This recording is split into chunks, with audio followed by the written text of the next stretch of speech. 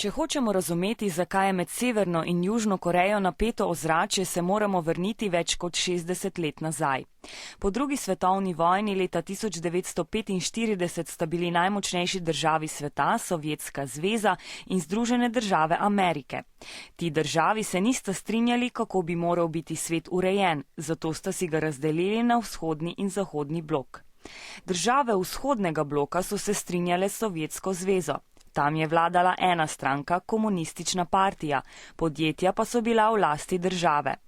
Države zahodnega bloka so sledile Združenim državam Amerike, kjer je vladalo več strank. Podjetja pa so bila lahko tudi v lasti posameznikov. Med vzhodnim in zahodnim blokom je bilo zelo napeto stanje, ki se je imenovalo hladna vojna. To pomeni, da sta se državi bojevali z grožnjami in besedami, ne pa z orožjem. Leta 1945 sta si Sovjetska zveza in ZDA razdelili tudi Korejo.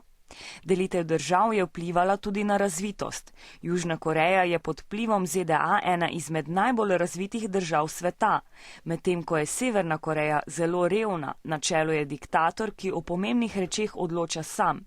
Ljudje pa ga morajo ubogati, drugače so kaznovani. Od razdelitve naprej sta bili Severna in Južna Koreja v sporu. Bilo je več vojn, še vedno pa si grozita z jedrskim orožjem.